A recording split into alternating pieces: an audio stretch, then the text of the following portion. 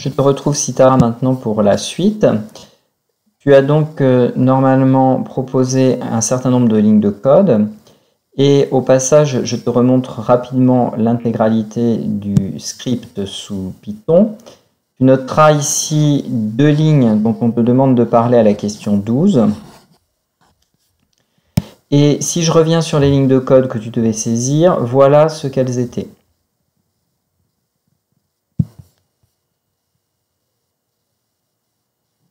Donc voilà quelles sont ces lignes de code qui suivaient exactement le modèle des lignes précédentes que je peux te remontrer maintenant.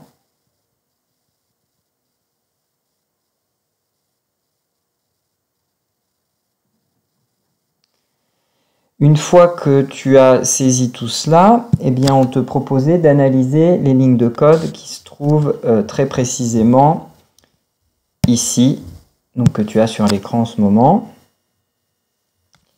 Peut-être nécessaire pour moi de décaler sur la droite pour que tu vois bien tout ce qui pouvait être indiqué.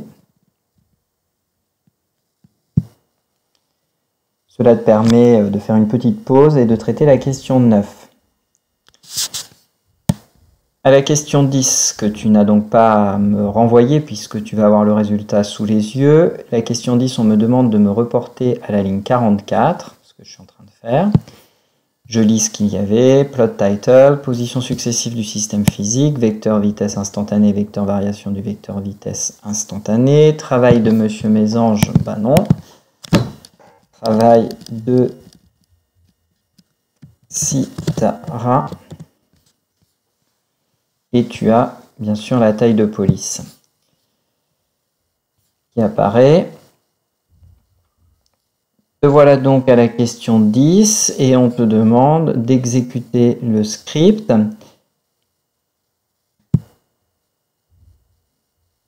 J'ai plein de valeurs qui sont apparues. Si je remonte jusqu'au début de l'exécution du script, je vois qu'il y a un nombre de positions et on me donne des vitesses instantanées en réel. Je vois qu'il y a un nombre de vecteurs vitesse instantanée qui sont au nombre de 14 et on me donne des valeurs d'accélération instantanée en réel. D'ailleurs, on m'en donne une valeur moyenne à la fin, valeur moyenne de A réel, 9,5 newtons par kilogramme. J'ai une fenêtre qui est apparue que je vais ouvrir, la voici. On me demande de la mettre en plein écran, ce que je fais. On me demande ensuite d'utiliser la fonctionnalité Pan Axis with Left Mouse. C'est celle-ci. Et je vais donc déplacer, si j'appuie dessus avant, je vais donc pouvoir déplacer le schéma pour pouvoir avoir l'intégralité et des tracés et des vecteurs.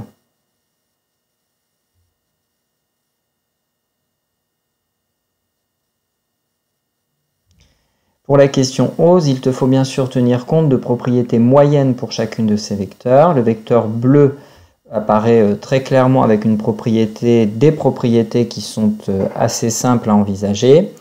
Par contre, le vecteur rouge est plus compliqué, mais en effet de moyenne, on voit à peu près quelles sont ses propriétés moyennes et son évolution générale. Je vais revenir sur la fenêtre de départ. Sur cette fenêtre de départ, tu as la possibilité donc de reprendre les lignes de code qui te permettent de traiter la question 12. Et il s'agissait des lignes de code qui sont plus hautes. Les voici.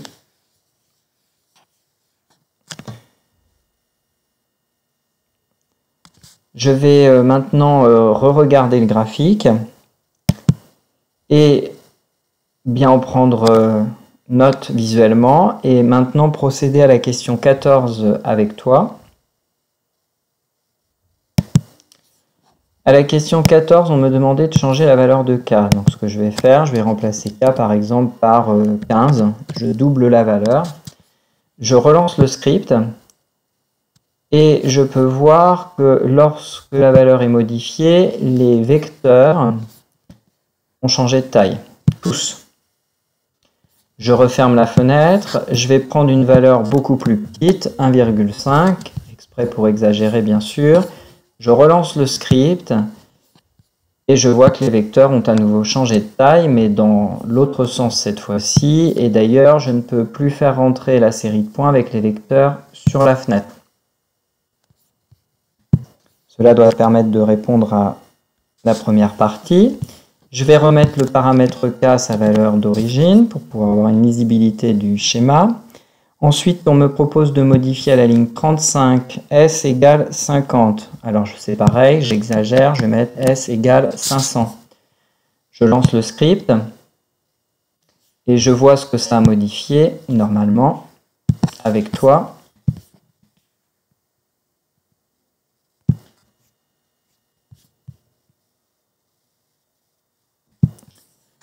Je reviens à 50 et normalement on sait ce que permet de faire ce paramètre.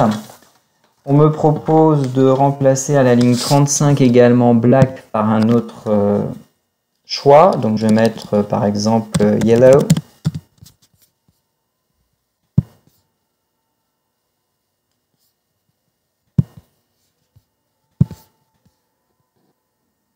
Voilà ce que ça donne.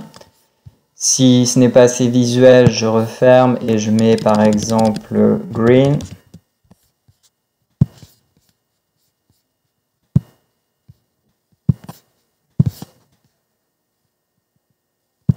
Voilà pour cette nouvelle situation.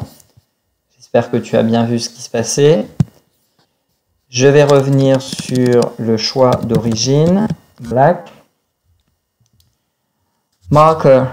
Donc on me propose X ici, je vais mettre à la place plus. Je lance.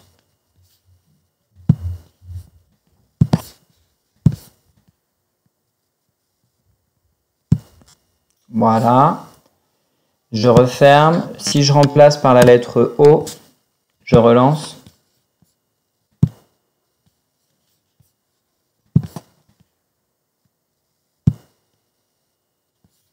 Voilà ce que ça donne. Je vais revenir avec le X. Ensuite, il y avait à la ligne 46, font size 12. Je vais mettre font size 2. Je relance.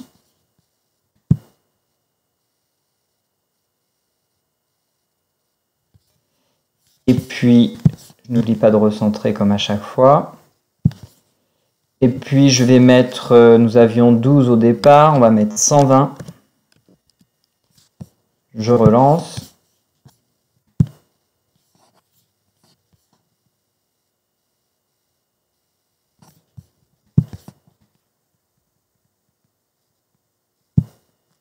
Je te laisse observer ce qui a été modifié.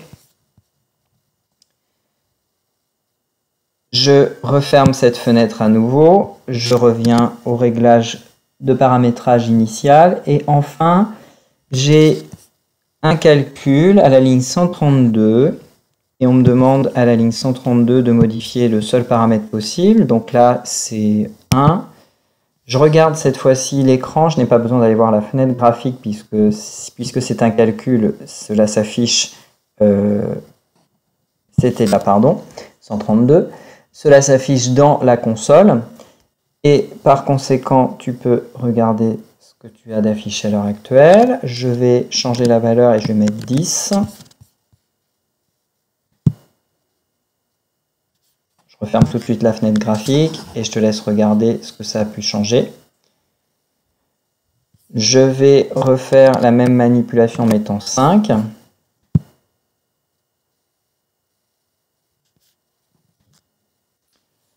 Je peux refaire la même manipulation en remplaçant le 1 par 0, pourquoi pas.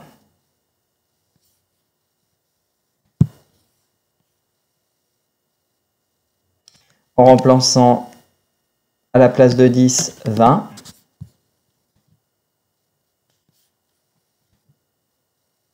Normalement, tu vois ce sur quoi ça joue. Je remets le paramètre de 1. Je relance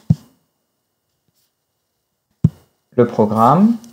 Je recentre. Et voilà, quand tous les paramètres ont été réglés conformément à ce qu'ils étaient initialement, ce qui te permet de faire le travail demandé.